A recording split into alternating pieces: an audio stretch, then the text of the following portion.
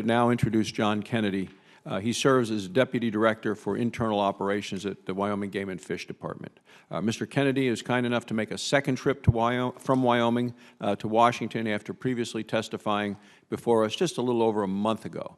He was here at our hearing to consider successful state conservation recovery, management, wildlife, and he began his career in 2004 at Wyoming Game and Fish Department as a Service Division Chief, and as that position, his duties included coordinating the agency's management of wildlife habitat as well as conservation education. Now he's the Deputy Director of the whole program, and he's responsible for the agency's oversight of fish, wildlife, services, and fiscal divisions. He also serves as a number of committees of the Association of Fish and Wildlife Agencies and the Western Association of Fish and Wildlife Agencies. Each of these positions has provided Mr. Kennedy with valuable wildlife conservation, recovery, and management experience.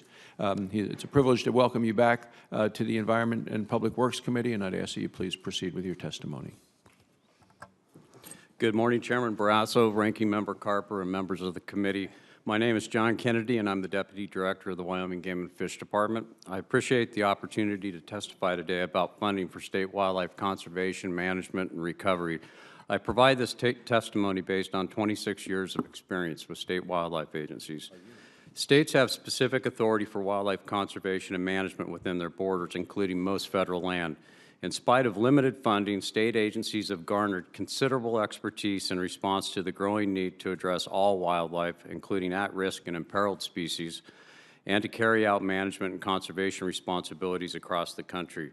Since 1937, hunters and anglers have been the driving force for conservation funding in the country. On average, 60 to 90% of state wildlife agency budgets are derived by hunters and anglers. This funding comes from excise taxes on hunting and fishing equipment collected under the federal authority of the Pittman-Robertson and Dingell-Johnson Acts, known as the Wildlife and Sport Fish Restoration Program, which have been a critical source of wildlife conservation funding in the United States for over 80 years.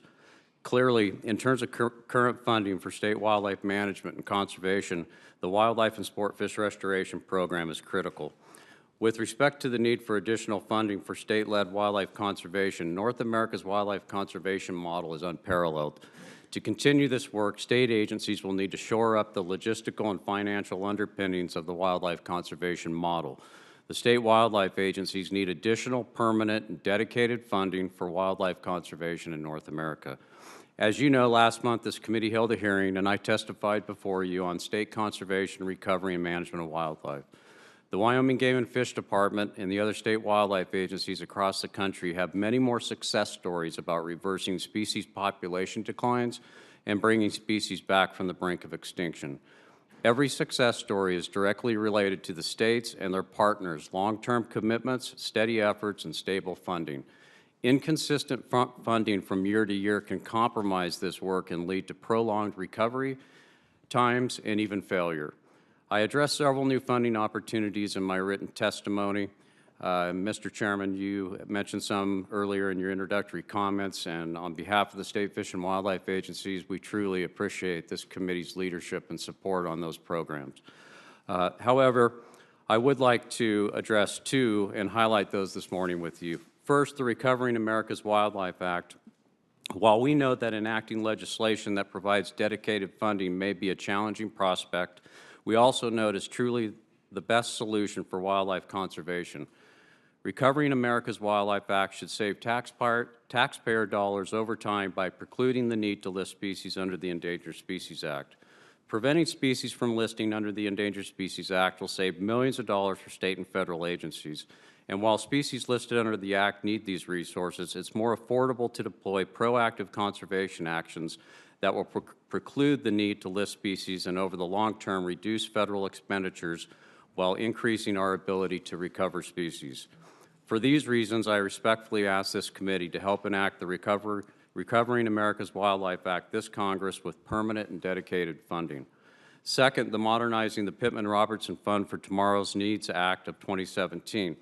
This act proposes to modernize and update the Pittman-Robertson Wildlife Restoration Act of 1937 and will ensure continued funding for this important state wildlife conservation work. Without increasing taxes or existing user fees, this legislation will ensure user pay funding of wildlife conservation for future generations. The bill clarifies that a purpose of the fund is to extend assistance to the states for the promotion of hunting and recreational target shooting, and that state expenditures may include spending for outreach, communication, and promotion of hunting and recreational target shooting. This legislation would allow states to inform and educate hunters and recreational target shooters like our agencies currently do for fishing and boating.